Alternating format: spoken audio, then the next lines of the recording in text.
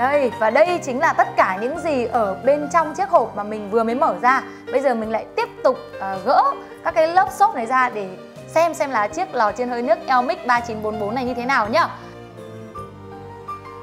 Xốp mà đóng rất là chặt chẽ và cẩn thận mọi người ạ. Xốp dày và chắc chắn lắm.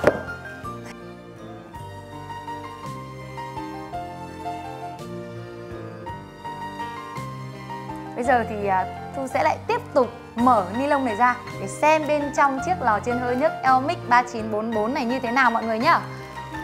Wow, rất là đẹp đúng không mọi người? Màu trắng cực kỳ dễ thương và trang nhã luôn. Ở bên trong này thì có một phiếu bảo hành mọi người ạ. Đây, phiếu bảo hành đây. Và mình còn có một quyển sách hướng dẫn sử dụng của chiếc lò chiên hơi nước Elmic này nữa. Và ngoài ra thì mình còn có thêm một hộp đựng các phụ kiện đi kèm này. Trong này gồm có một cái vỉ này, 2 cái khay, 2 cái khay và có một đôi găng tay để cách nhiệt đây mọi người ạ. Nói chung là rất là đầy đủ các phụ kiện đi kèm cùng với cả sách hướng dẫn và thẻ bảo hành. Như thế này thì mình cảm thấy rất là yên tâm và tin tưởng khi mà lựa chọn cái sản phẩm này. Bây giờ thì mình sẽ cùng nhau tìm hiểu chi tiết hơn về chiếc lò chiên hơi nước Elmic 3944 này nhá. Một siêu phẩm phòng bếp có thể nói là đang làm mưa làm gió trong suốt thời gian qua. Đó chính là chiếc nồi chiên hơi nước Elmic 20L AFE 3944. Đây chính là chiếc lò chiên không dầu với công nghệ hơi nước và công nghệ gia nhiệt 3D của thương hiệu Elmic. Và chiếc lò chiên hơi nước này thì được tích hợp rất nhiều những công nghệ tiên tiến hiện đại với nhiều tính năng nổi bật hàng đầu trên thị trường hiện nay. Nhưng em này thì đặc thù lắm nhá. Theo như nhà sản xuất khẳng định thì nó có thể thay thế cho 9 loại máy khác nhau trên thị trường. Nên mua một mà mình lại được 9 luôn đấy. Khi có lò chiên hơi nước Elmic 20L AFE 3944 này thì bạn sẽ không cần phải mua lò vi sóng, nồi chiên không dầu, nồi cơm điện, nồi hấp, máy diệt khuẩn, máy làm sữa, lò nướng, máy làm bánh hay là máy sấy hoa quả nữa đâu. Và đây lò chiên hơi nước Elmic 20L AFE 3944 với dung tích lớn nhất Việt Nam hiện nay lên tới 20 lít. Tức là bạn có thể chỉ cần sử dụng một chiếc lò chiên này thôi nhưng mà lại có thể làm được cùng một lúc nhiều món ăn. Và bây giờ thì chúng ta sẽ cùng khám phá xem lò chiên hơi nước Elmic 3944 có điều gì đặc biệt mà lại được nhiều người yêu thích đến vậy nhá. Mọi người thấy không? Một màu trắng mê hoặc đúng không nào? Và các bạn ơi, lò chiên hơi nước Elmic 3944 thì được thiết kế với hình dáng chữ nhật nằm ngang và với các kích thước bề ngang là 45cm này, chiều cao 43,5cm và chiều sâu là 35cm. Và với chiều cao cùng với cả các cái thông số về kích thước như thế này thì chiếc lò chiên hơi nước Elmic 3944 thực sự cực kỳ lợi hại cho chúng ta đấy. Với dung tích có thể lên tới 20 lít thì các chị em thoải mái chế biến các món ăn này, quay này, chiên này, nướng cùng một lúc nhiều loại thực phẩm. Và với cả những loại thực phẩm kích cỡ lớn, số lượng nhiều cho đại gia đình thì em lò chiên hơi nước này có thể chấp tất luôn. Với những gia đình nào mà có đông thành viên thì đây thực sự là một sự lựa chọn vô cùng hoàn hảo đấy. Và xét một cách tổng thể thì có thể thấy là chiếc lò chiên hơi nước Elmic 3944 này có cái thiết kế rất là đẹp này, tinh tế này, trang nhã này và được thiết kế một cách chắc chắn này, rất là vững chãi và tôn được cái vẻ đẹp cho căn bếp của chúng ta. Với thiết kế ở các cái góc cạnh này theo dạng phát này và bo tròn thì sẽ mang lại cái sự mềm mại và gần gũi cho căn bếp của chúng ta. Và bên cạnh đó thì còn rất là tiện lợi luôn. Bởi vì nếu như mà chúng ta có nhỡ tay mình bị va chạm vào các góc cạnh này thì mọi người sẽ không phải lo lắng là chúng ta bị xước hay là bị đau đâu nhá. Chỉ một chi tiết nhỏ như thế này thôi nhưng mà cũng thể hiện sự tinh tế của nhà sản xuất và thiết kế này cực kỳ thích hợp cho mọi không gian phòng bếp đấy các bạn ạ. Bây giờ thì chúng ta sẽ cùng nhìn vào bề mặt trước của chiếc lò chiên hơi nước Elmic 3944 này nhé. Đây mọi người có thể thấy là phần tay cầm ở phần cánh cửa của lò chiên được thiết kế ở phía trên và mình sẽ kéo từ trên kéo xuống như thế này và tạo được một cái sự rất là thuận lợi cho người sử dụng này khi mà mình mở ra mở vào vô cùng hợp lý luôn mọi người ạ. Và mọi người biết không, bình thường ý, khi mà mình mở cửa lò chiên ra thì hơi nóng có thể là bốc ra và khiến cho mình bị bỏng tay hay là bỏng ở mặt. Bất cứ loại lò chiên, lò nướng nào mà mở cánh cửa theo chiều từ trái sang phải hay là từ phải sang trái hoặc là từ dưới trở lên thì đều gặp phải trường hợp như vậy. Nhưng mà với thiết kế cánh cửa của lò chiên hơi nước Elmic 3944 này thì được thiết kế là mở từ trên mở xuống như thế này, thì nó sẽ giúp cho chúng ta tránh được cái việc là bị khói này, bị hơi nóng bốc lên và làm cho chúng ta bị bỏng tay, bỏng mặt. Như thế này thì thực sự là cực kỳ an toàn và tiện lợi đúng không ạ? Và đây phải nói là lại thêm một chi tiết nữa mà chứng minh được cái sự tinh tế và sự quan tâm tới người dùng của nhà sản xuất. Và đây là toàn bộ những cái chỉ dẫn khi mà chúng ta sử dụng bảng điều khiển này nhé mọi người. Ở phía bên này là chế độ hấp này, tiếp theo chế độ hấp nướng đa năng, chế độ nướng này, rồi chế độ lên men này. Và ngoài ra thì còn có cả chế độ khử trùng nữa để mình có thể khử trùng, tiệt trùng cho các cái sản phẩm, các cái đồ nhựa trong gia đình chẳng hạn. Tiếp theo này, màn hình hiển thị nhiệt độ và thời gian ở phía bên này này. Menu 50 sản phẩm đã được lập trình sẵn và bạn chỉ cần cho thực phẩm vào thôi là mình đã có ngay một món ăn ngon cực kỳ dễ dàng và bạn có thể dễ dàng trở thành một đầu bếp tài năng đấy. Tiếp theo là nút nhiệt độ và thời gian ở đây. Đây, các bạn nhìn thấy chưa? Đấy, nút này thì các bạn có thể điều chỉnh lên xuống, cài đặt thời lượng theo mong muốn của mình. Còn đây là các nút tăng và giảm. Hai nút này các bạn có thể sử dụng để chọn các món ăn từ 1 cho đến 50. Và mình xin được nhắc lại mối liên hệ của các nút, đó là khi bạn nhấn vào nút menu thì nút đèn sẽ sáng và chỗ màn hình hiển thị sẽ hiện thực đơn của 50 món ăn theo thứ tự từ 1 đến 50 đã được cài đặt sẵn. Và lúc này thì các bạn chỉ cần ấn nút tăng hay là giảm thôi để có thể chọn món ăn từ 1 đến 50. Rất là đơn giản đúng không nào? Và sau khi chọn xong, ấn vào nút khởi động thì lò chiên hơi nước Elmic 3944 này sẽ chạy theo đúng mong muốn và nhu cầu của các bạn. Các bạn cũng lưu ý thêm đó là với bảng điều khiển điện tử tự động như thế này thì mình sẽ tuyệt đối không dùng cọ rửa kim loại này hay là miếng cọ bằng thép, các chất ăn mòn để tẩy rửa hay là dùng vải thô để kỳ cọ làm sạch. Bởi vì như vậy thì sẽ khiến cho bảng điều khiển điện tử này nó bị cháy xước hoặc là bị ảnh hưởng. Mình chỉ cần dùng khăn mềm hay là giấy khô mềm thôi mà mình vệ sinh, thế là được rồi. Và bây giờ thì mình sẽ giới thiệu với các bạn kỹ hơn về khoang bên trong của lò chiên hơi nước Elmic 3944 này nhá. Đây chính là cái khoang bên trong của chiếc lò chiên hơi nước Elmic 3944, mọi người thấy không ạ? Rất là rộng và cao thoáng đúng không ạ? Và dung tích của nó lên tới 20 lít luôn nhá. Thế nên là các bạn thoải mái để thực hiện chế biến các món ăn như là nướng này, rán này, quay này, hấp này, rất là nhiều các loại thực phẩm.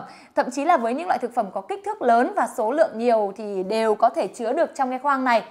Khoang của lò chiên hơi nước Elmic 3944 thì được sử dụng chất liệu inox 304, chống ăn mòn và chịu nhiệt rất là cao, vô cùng bền bỉ và chắc chắn.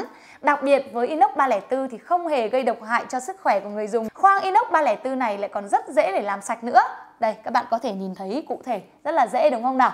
Và không chỉ vậy, với kích cỡ sâu, cao và rộng như thế này thì khoang của lò chiên hơi nước Elmic 3944 sẽ giúp cho bạn có thể đặt được cùng lúc rất là nhiều các loại thực phẩm với các cái kích cỡ lớn và với số lượng nhiều. Ở phía bên trong khoang của lò chiên hơi nước Elmic 3944 này có thiết kế phần quạt thông gió này và vòng gia nhiệt. Và đây là hệ thống vận hành của công nghệ gia nhiệt 3D tạo nên những luồng nóng đối lưu 360 độ. Chính vì vậy cho nên là món ăn mà các bạn chế biến sẽ được chín đều, không mất công lật hay là đảo thức ăn. Và cũng nhờ vậy thế nên là thức ăn sẽ được bảo toàn dưỡng chất cũng như là màu sắc và độ đẹp của thực phẩm. Và thêm một điểm cộng để giới thiệu cho các bạn về chiếc lò chiên hơi nước Elmic 3944 này, đó là với khoang chứa rộng như thế này thì các bạn có thể tha hồ đặt thức ăn ở các vỉ và các khay. Và thêm một lưu ý khi dùng đó là với các loại thức ăn mà chảy nhiều dầu mỡ thì các bạn hãy nên để ở phía dưới cùng. Còn những thức ăn nào cần nhiệt lớn để làm chín thì các bạn sẽ đặt ở phía trên này các bạn nhé. Ngoài ra với công nghệ hơi nước thông minh sẽ giúp cho đồ nướng luôn đảm bảo được bên ngoài thì giòn, bên trong thì mềm ngọt và giúp các bạn có thể khử trùng 100% mọi đồ vật.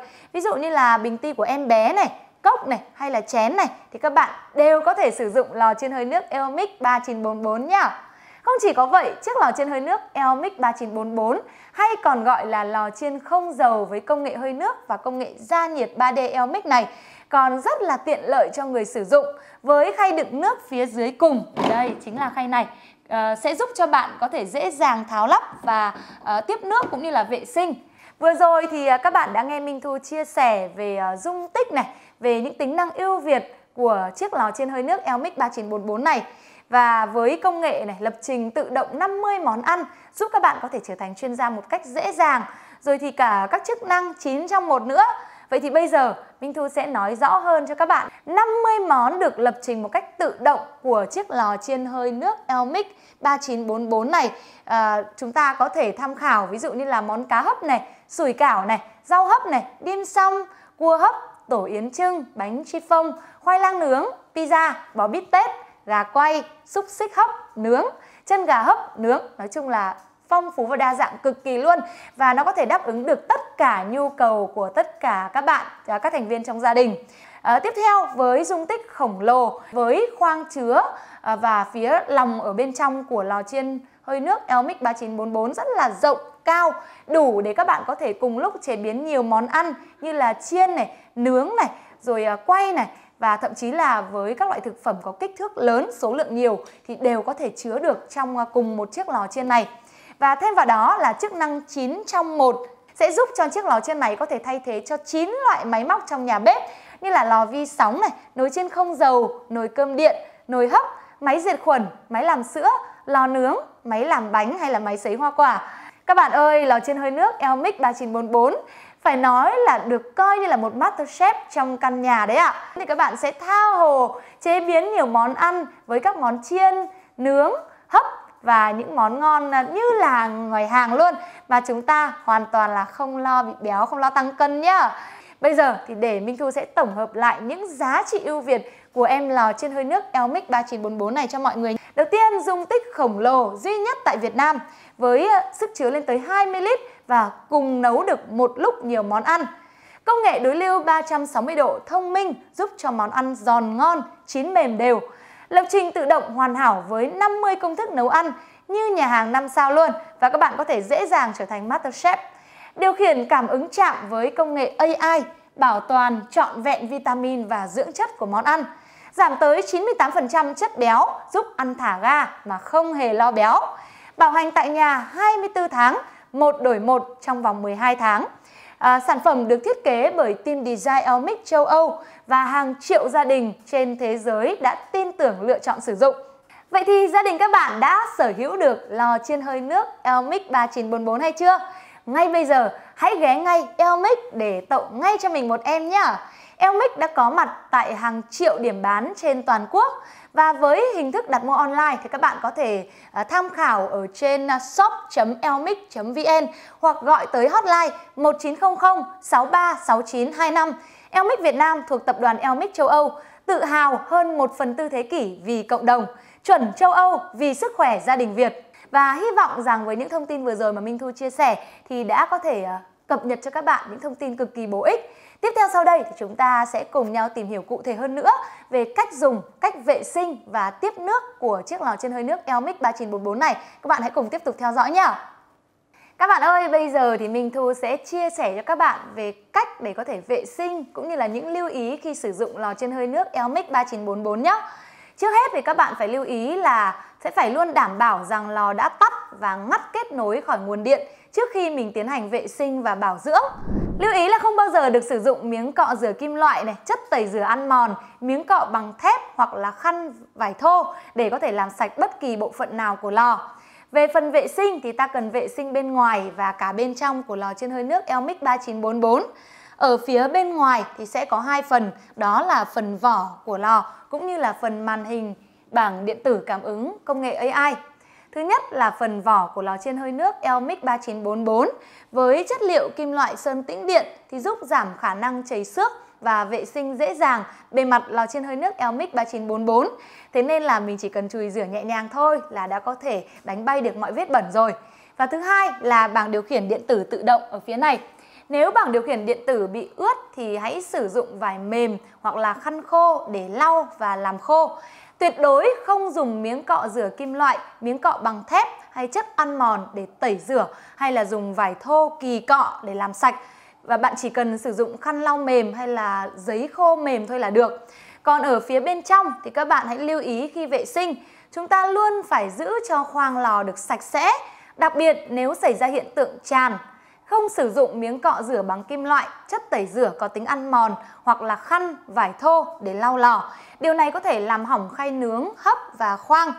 Các bạn có thể sử dụng miếng bọt biển hoặc là khăn mềm có chất tẩy rửa nhẹ, hoặc là khăn giấy, giấy khô mềm có xịt nước rửa kính để lau, đảm bảo là khoang lò đã được làm khô. Các bạn lưu ý nên sử dụng nước cất, nước sạch để nấu. Điều quan trọng đó là phải đổ hết nước trong ngăn chứa nước và khay hứng nước sau mỗi lần sử dụng. Bạn có thể lấy ngăn chứa nước và khay hứng nước ra để vệ sinh và đặt lại khi đã khô hoàn toàn. Mở cửa lò trong khoảng từ 10 đến 15 phút để làm khô khoang lò và khung cửa lò sau mỗi lần sử dụng. Lưu ý luôn lau sạch cửa lò và gioăng. Không làm sạch gioăng thì sẽ có thể dẫn đến bị hư hỏng ở mặt trước. Hãy sử dụng vải mềm, khăn khô để làm sạch gioăng.